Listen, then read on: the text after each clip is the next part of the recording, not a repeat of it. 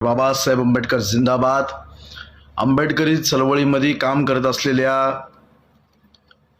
विकास रोडे आणि त्याच्यासारख्या चळवळीतल्या प्रामाणिक कार्यकर्त्यावरती त्याला टार्गेट केलं जाते, त्याच्यावरती खालच्या शब्दात टीका केली जाते आणि मर्यादा एवढी सोडले की आता विकासला भावपूर्ण श्रद्धांजली यांनी दिली. विकास रोडेला मी बऱ्याच वर्षापासून ओळखतोय. त्याचं लिखाण हे परिवर्तनवादी विचारसरणीचं लिखाण आहे आणि तुम्ही जर त्याला टार्गेट करत असाल तर हे चुकीचं आहे. विचारांची लढाई ही विचारानं केल्या पाहिजे. आज दुर्दैवाचं वाटतंय का मातंग समाजासाठी आम्ही संघर्ष केला नाहीये काय?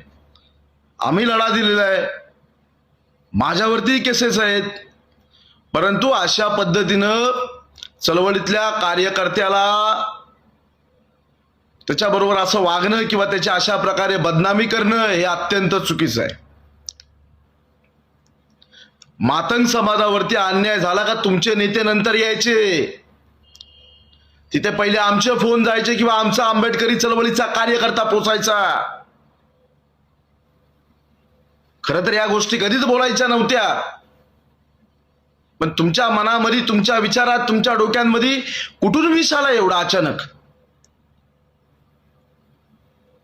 कुठून विष आला आणि तो कुणी पेरला? आजही पोचीराम कांबळे यांचं नाव घेतलं तर डोळ्यामध्ये पाणी येतं. होय, सन्मान वाटतो त्या व्यक्तीबद्दल आणि तो कायम वाटत राहणार. परंतु जर तुम्ही ज्या पद्धतीनं वागता हे अत्यंत चुकीचं आहे. आंबेडकरी चळवळीतल्या तुमचा काय विषय असेल तो वैचारिकरित्या बोला ना. हे अतिशय चुकीचं आहे. ज्यावेळी तुमचे नेते काहीच करत नव्हते त्यावेळी आम्ही मातंगांसाठी, चर्मकारांसाठी, होलारांसाठी संघर्ष केलेला आहे.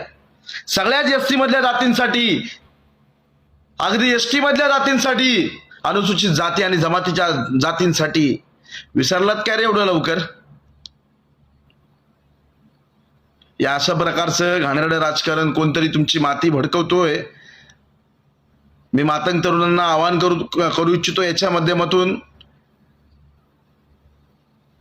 तुम्ही आंबेडकर जर वाचला असेल, तुम्ही महापुरुषांचे विचार जर वाचले असतील तर तुम्ही हा परिवर्तनाचा लढा, हा बुद्धिवादाचा लढा, हा बुद्धिवादानं द्या.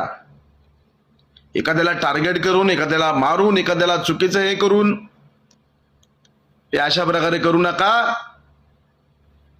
ही माझ्या मातंग भावांना हात जोडून विनंती आहे. मग उद्या पण आम्ही पण तसंच चालू केलं तर काय हालत होईल? आमची मानसिकता नाही ते करायची.